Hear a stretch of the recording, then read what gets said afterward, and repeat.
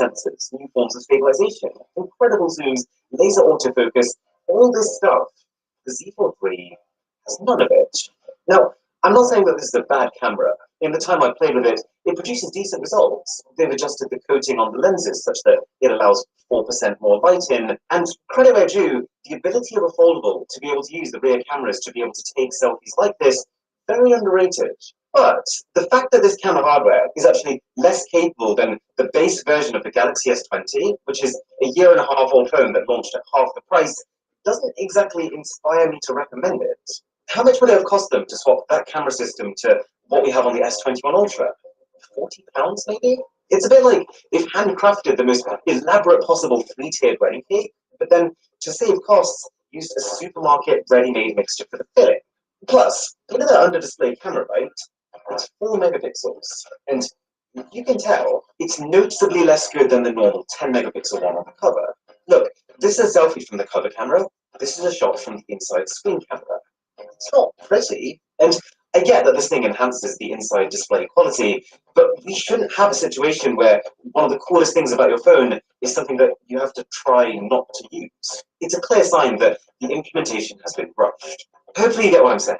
The Z Fold 3 is looking like a really nice upgrade, but all these conflicting concepts just leave us in a really odd position.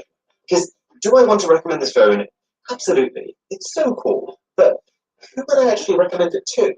Well, it would need to be a user who A, has very deep pockets, in both senses of the word, B, doesn't care too much about camera quality, C, is willing to also get and use Samsung's S Pen and the case to hold it, D, wants an even bigger screen than the already big screens on current flagships, and E, is happy keeping a power bank at the ready if wanting to properly utilize that bigger screen.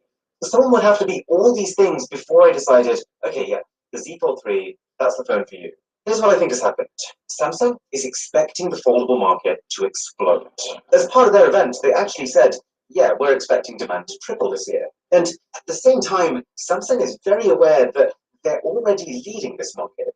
Yes, there's Huawei, but theirs has no Google Play services. Yes, there's Xiaomi, but they've only just released their first-gen product, while Samsung is out here dropping their third. And so I think Samsung's whole plan here is to just wait patiently for demand here dropping their third. It's Xiaomi, but they've only just released their first-gen product, while Samsung is out here dropping their third. And so I think Samsung's whole plan here is to just wait patiently for demand to blow up, while they keep making tweaks to their existing concepts and keep making exclusive partnerships with software companies to just make sure they keep themselves at the top. They have fixed a lot of the smaller issues, but they're so far ahead that they don't need to fix any of the more fundamental compromises or contradictions that come with this core design. And they can go at their own pace with these innovations. So I would love to see more companies getting in on this and the progress that would come from that pressure. But for now, this is it, the new foldable thing. Okay, at this point, I probably don't need to tell you what a VPN is. If you either want to browse the internet anonymously, change the location of your device to another country to watch TV shows from that country, or avoid censorship, or even just escape data throttling from your service provider, then a VPN is the way to go. Then you're faced with the question of which one? And from what I've seen at least, there is no other VPN that's